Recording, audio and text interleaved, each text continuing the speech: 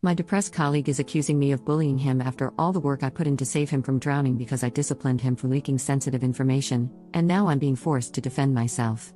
Posted by you/bullying boss. I, 39F, manage a team of 12 people, and last year, a 13th member, 44M, was added when other managers refused to deal with him any longer. He has been diagnosed with depression and generalized anxiety disorder. He is morbidly obese and suffers from musculoskeletal problems related to obesity and diabetes. When he was assigned to me, it was because I had successfully helped other mentally ill staff members, and I was happy to take him on, believing I could help. We made progress and steadily increased his level of work. While it has never reached an acceptable level, I made accommodations to relieve pressure, hoping this would lead to sustained long-term improvement. I also sought out equipment to help him be more physically comfortable given his obesity.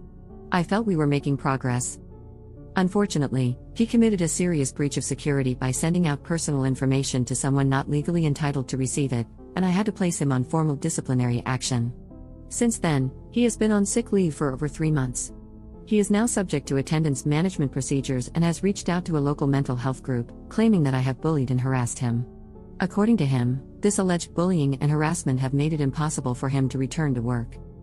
I have documented evidence proving this is untrue.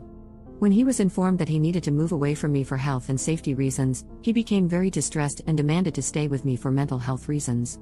I have signed documentation in which he states that I am supportive and that he does not want the reasonable accommodations I have offered, such as shorter days, fewer days, and longer breaks. I have a meeting with him and his support workers from the mental health group, and I have no idea how to handle it. How should I approach this? I can prove he is lying and that he has a pattern of lying to get out of trouble. I have no concerns about my bosses, as they are well aware that this is an utterly unfounded allegation. My concern is that he is completely unsuited to the job, and because he refuses to acknowledge any responsibility for his mistakes, it is impossible to correct them. Relevant comments. Commenter. You definitely need to speak with someone like an HR specialist before the meeting. You need advice from a professional who knows how to handle this specific situation. Ops response. I have spoken with our internal HR, but they are terrified that any accusations of bullying a person with mental health problems could be problematic since it is a hot topic at present. I have referred the person for counseling internally, and they have repeatedly told me, documented, that they have taken up this service. My concern is that this meeting is not an internal one, it is with people who specifically represent individuals with mental health problems, and I don't know how to respectfully say that the person is lying through their teeth without sounding like a bully. To be clear, their lies aren't malicious, and I don't believe this one is either. It is something said to solve an immediate need. In this case, they need to explain the amount of time they have had off sick, and admitting it is due to their own actions is too terrifying. Saying, I am being bullied, frames it as something happening to them that is beyond their control. The reality is that they do have control over it, but they are so used to being the victim in all situations that they refuse to acknowledge this is not actually true. Commenter 2. Judging from your explanation here, it appears that you have an understanding and empathetic attitude toward this person and their situation. That attitude, along with the documentation you have regarding the accommodations you've offered, should go a long way in your defense. What exactly is he saying you've done to bully him? I am not a professional in this area, but I have extensive experience working with people with mental health problems in social work and education settings. Ops response. He believes that by pointing out his security breach and substandard level of work, I have bullied him. He doesn't claim that he isn't doing this, just that by expecting more, I am bullying and harassing him. I am making allowances. For example, other staff members are expected to handle approximately 16 cases a day accurately. I'm happy for him to do 2 if he does them correctly. Unfortunately, he can manage 2 cases but not correctly. By allowing him to work at a slower pace, he believes he should be granted the same margin for error as someone handling 16 cases. As such, he feels bullied for being expected to complete his 2 cases with 100% accuracy, whereas someone handling 16 cases is allowed minor errors. Op explains HR more. Yeah, HR's response is basically, fire him, but don't leave us open to a lawsuit. It's not helpful because I don't want to fire him. He's not currently in a position to do his job to the required standard, but I don't want to detrimentally impact his future. He won't resign for health reasons, as he feels it will prevent him from getting another job, and HR wants him gone without actually doing anything. I'm stuck in the middle because, as manipulative as his mental health issues are, they are real. If I wouldn't get fired for doing it, I'd post a copy of the 4-page email I got from HR in response to my specific questions. It was large swathes of the DDA copied and pasted with vague remarks about support, reasonable allowances, and work-life balance. I can only assume they put someone's idiot nephew in charge of the inbox on the day I contacted them. They are centralized and notorious for not giving out specific instructions for fear of having them challenged. Their main purpose is to protect themselves. I have no idea how they keep their jobs, to be honest. Update 3 months later. Well, the meeting went ahead as planned, and thanks to the wonderful advice and tips from the people who kindly responded, I was calm and thought I was prepared. Boy, was I wrong. My colleague and his support worker were both there, and the meeting started really well. I asked how he was doing, what steps he was taking to prepare himself to return to work, etc., and nothing unexpected came up. As arranged, I brought up the allegations of bullying and asked for some specific examples to help me understand what was happening. After worrying myself sick about this, his answer was actually pretty disappointing. He gave no examples and only offered vague explanations about his anxiety making him overreact to other people's conversations, which made him feel like he was being picked on. I advised him, and my boss backed me up, that there was literally nothing I could do about that. I patiently explained that I could not ban people from talking, and I would not sit in silence to ensure that he never heard anything he didn't like. My boss stressed that his poor performance needed to be addressed and that this was part of my job, emphasizing that doing so was in no way harassment. His support worker agreed with that, and we had a brief chat about how I could better communicate. To be honest, there was nothing they said that was particularly helpful, but I did agree to be mindful of their condition moving forward. Then it got weird.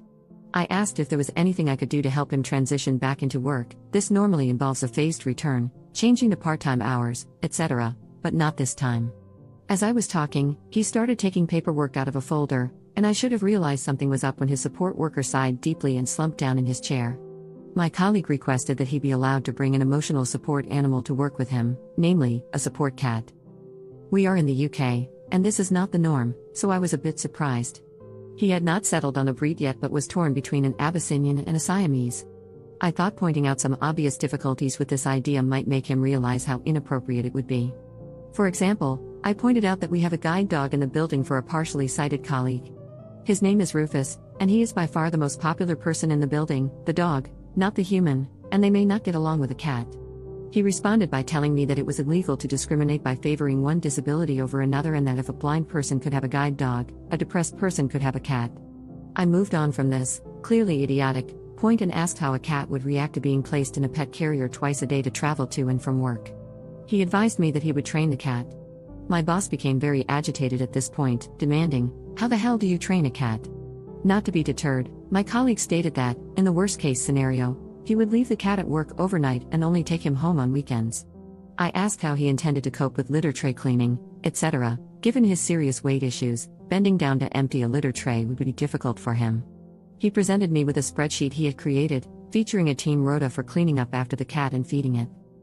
He had also calculated the costs of food, insurance, and the actual price of the cat on said spreadsheet, which included an expected donation from each team member, on a sliding scale depending on how he perceived their financial circumstances. I was paying the most, as I am single, earn more, and have no dependent children. The spreadsheet was quite impressive, color-coded and everything.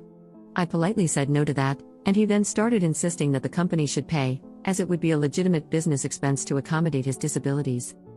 At this point, I realized my boss was still repeating, "How the hell do you train a cat?" while the support worker was shaking his head and muttering, "I told you not to do this." So, I made a unilateral decision on behalf of my company and advised him, in no uncertain terms, that we would not be buying any cats, we would not be cleaning up after any cats, because we would not be permitting him to bring any cats onto the premises. He was not happy. He complained that I was making it impossible for him to return to work. My boss took a break from his cat training mantra to say that we had perhaps gone as far as we could for the time being and that we should end the meeting at this point. As we were leaving, he made a point of telling the support worker, "There will be no bloody cats." The support worker nodded and agreed that this was entirely fair. I didn't hear anything from him for a week or so, then received another 4-week sick note from him. So, I called, as per our company procedure, to check in and see how he was doing. He was still very unhappy about my discriminatory anti-cat stance and advised that he would be taking it further.